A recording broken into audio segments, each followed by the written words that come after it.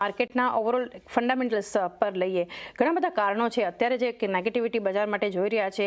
એક તો 3-4 સેશન્સથી આપણે જોઈ રહ્યા છીએ જે અર્નિંગ્સની એક સારી શરૂઆત હતી, પરંતુ જે રીતે કન્ઝમ્પશન સાથે જોડાયેલી કંપનીઓ પાસેથી જે આશા હતી એ થોડું મિક્સ સેટ ઓફ નંબર્સ બતાવી રહ્યા છે. એસી કંપનીઓના જે પરિણામ બાદ જે રીતે ખરાબ નંબર્સ આવી રહ્યા છે, હીરો મોટોકોર્પ જોઈએ તો ઓક્ટોબરના જે વેચાણ આંકડા આવ્યા એની એક નેગેટિવિટી, આ બધી અસર જોવા મળી હતી. ત્યારબાદનું જે સેટઅપ છે ભારત યુએસ જે ટ્રેડ ડીલને લઈને હજુ ડીલે થઈ રહ્યું છે. આપણે ગયા શુક્રવારે પણ ચર્ચા કરી હતી કે અત્યાર સુધી ખાલી ફાઇનલ જ્યાં સુધી હસ્તાક્ષર નથી ત્યાં સુધી આના પર કોઈ રિએક્શન ના આપવું જોઈએ. અને ત્યારબાદ જે યુએસ માર્કેટ અને ગ્લોબલ માર્કેટનો જે એક ઘટાડો છે, ત્યાં એક સેલ ઓફ છે, એ ક્યાંક ને ક્યાંક એક ભય છે. એફઆઈએસ તો સતત નેગેટિવ ફિગર્સ બતાવી રહ્યા છે. આપ કઈ રીતે જોઈ રહ્યા છો ભારતીય બજારને? ઘણો આભાર ચાંદની આપણો. સીએમબીસી બજારના દર્શકોને અને તમને સૌને પ્રણામ અને સુપ્રભાત અમારી તરફથી. જ્યાં સુધી જે નવો અવતાર, એક ડિસ્ક્લોઝર પહેલા આપી દે ચાંદની, અનુકૂળ રહેશે કે જે બી રોકાણ લાયક રણનીતિ આજે સવારે આ કાર્યક્રમમાં અમે રાખશું, આ અમારી રિસર્ચ ટીમ તરફથી ભલામણ છે. આમાં અમારી કંપની જીઓજીત અથવા મારું કોઈ વ્યક્તિગત રોકાણ નથી, કોઈ જાતનો વિત્તીય લાભ નથી મળતો, કોઈ જાતનો કોન્ફ્લિક્ટ ઓફ ઇન્ટરેસ્ટ પણ નથી. પણ આ સ્તર પર ભલામણ અમે અમારા ક્લાયન્ટને કરીએ છીએ. શક્ય છે એમનું લાંબા ગાળે રોકાણ હોઈ શકે. તો જે નવો અવતાર જીએસટી નો 2.0 લાગુ કરવામાં આવ્યો 22 સપ્ટેમ્બરથી, એક વાત એ સમજવી જોઈએ કે આ જે નવો અવતાર જીએસટી નો લાગુ થયો છે, જમીની સ્તર પર એની અસર આવતા સમય લાગે. એવું નથી કે 22 સપ્ટેમ્બરે સરકારે ઘોષણા કરી અને 23 સપ્ટેમ્બરે થી બધી એફએમસીજી અથવા તો ખપતથી જોડાયેલી કંપનીઓ 2 ગણો આવકમાં તમને વૃદ્ધિ દેખાય અને 1 ગણો અથવા તો 1.5 ગણો તમને ચોખ્ખા નફામાં વૃદ્ધિ દેખાય. આ એક પ્રક્રિયા છે જેને સમય લાગે. નવેમ્બર થી આ મહિનાથી શરૂ થઈને આવતા મહિને અને આવતા વર્ષથી તમને આના સકારાત્મક જે અસર છે એ આવતા દેખાશે ખપતને લઈને. અને ખપત ઉપરની તરફ જશે તો સ્વાભાવિક છે આવક અને ચોખ્ખા નફાની જે આંકડો આવશે પરિણામમાં, ત્રીજા ચોથા અને આવતા નાણાકીય વર્ષના પરિણામ, એમાં તમને જોવા મળશે. એક અઠવાડિયામાં અથવા તો 24-48 કલાકમાં એનું જોવા મળે એવી કલ્પના રાખવી મારા ખ્યાલથી યોગ્ય નથી.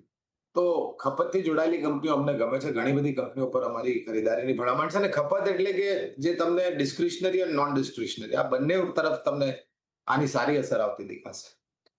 ટેરિફની જ્યાં સુધી વાતો છે ચાંદી, મેં બહુ જ સ્પષ્ટ રૂપે કીધું છે, ઘણીવાર કીધું છે કે કોઈ બી અનુમાનિત સોદા તમે બજારમાં ટેરિફને લઈને અથવા તો સરકાર તરફથી કોઈ નીતિઓના બદલાવના ઘોષણાઓ જે સંભવિત ભવિષ્યમાં થશે એને લઈને તમે અનુમાનિત સોદા ન કરો.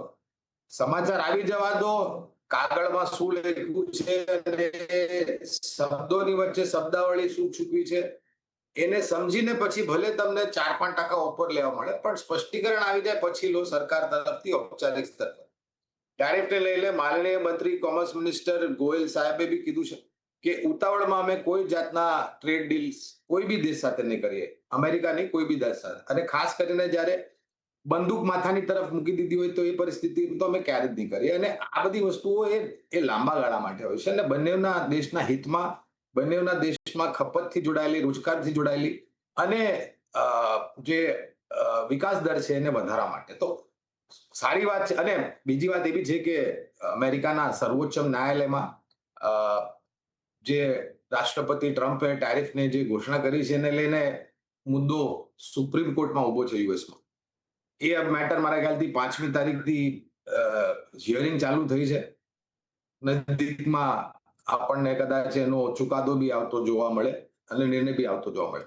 બજારમાં કરેક્શન આવ્યું છે, સારી વાત છે. 26,100 થી આપણે 25,000 ની આસપાસ ગઈકાલે, 25,500 ની આસપાસ બંધ થયા છે ગઈકાલે. 25,500 ની નીચે સ્વાભાવિક છે કે તમને જો તૂટી જશે તો વધારે પડતી નીચેની સપાટી જોવા મળશે. કારોબારીઓને તો હું કોઈ જાતની ભલામણ કરું હું યોગ્ય નથી, કારણ કે મારી પાસે એવી ક્ષમતા નથી. પણ લાંબા ગાળા માટે જો તમે 26,000માં રાહ જોતા હો કે તમે સારી કંપનીઓમાં રોકાણ કરશો તો 25,500માં મારા ખ્યાલથી તમારે થોડી ઘણી પહેલ કરવી જોઈએ, થોડા ઘણા રૂપિયા રોકાણ કરવા જોઈએ. અને જો તમને ઘટાડો જોવા મળે તો લાંબા ગાળે રોકાણ કરો. મારા ખ્યાલથી પરિણામોને લઈને જે પરિસ્થિતિ ઉભરી છે, કારણ કે પરિણામ જે બીજા ત્રિમાસિકના શરૂ થયા એની પહેલા ઘણા બધા લોકોને એવું હતું કે બહુ નિરાશાજનક રહેશે પરિણામો, પણ એવું કઈ થયું નથી. અમુક એકાદ ક્ષેત્રમાં કાં તો એકાદ કંપનીમાં તમને નિરાશા જોવા મળી છે, પણ લાંબા ગાળા માટે અહીંયાથી પરિસ્થિતિ સુધરે. તો વિચારધારા લાંબા ગાળાની રાખો. ટૂંકા ગાળામાં તમારી બુદ્ધિમત્તાનો પ્રયોગ કરીને તમે સોદા કરો ટૂંકા ગાળા માટે, પણ લાંબા ગાળા માટે મારા ખ્યાલથી મને લાગે છે કે થોડા સમય બાદ વળી પાછા આપણે ઉપરની સપાટી જોઈશું. અને આ અઠવાડિયું ટૂંકું અઠવાડિયું હતું. બુધવારે માનનીય ગુરુ શ્રી ગુરુ નાનકની જયંતિ હતી, એ કારણે આપણે બજાર બંધ હતું. અને આજે શુક્રવાર છે, કદાચ વધઘટ વધારે પડતી થઈ શકે, પણ આવતા અઠવાડિયાથી મારા ખ્યાલથી ધીરે ધીરે કરીને બજાર એક નિર્ણાયક તરીકે સ્તર બનાવવાનો પ્રયાસ કરશે પહેલા તો, અને પછી તમને ધીરે ધીરે કદાચ ઉપરની તરફની સપાટી જોવા મળે. એટલે લાંબા ગાળાની વિચારધારા રાખો, અને આ કરેક્શન લાંબા ગાળા માટે રોકાણ કરવાની બહુ જ મોટી તક છે.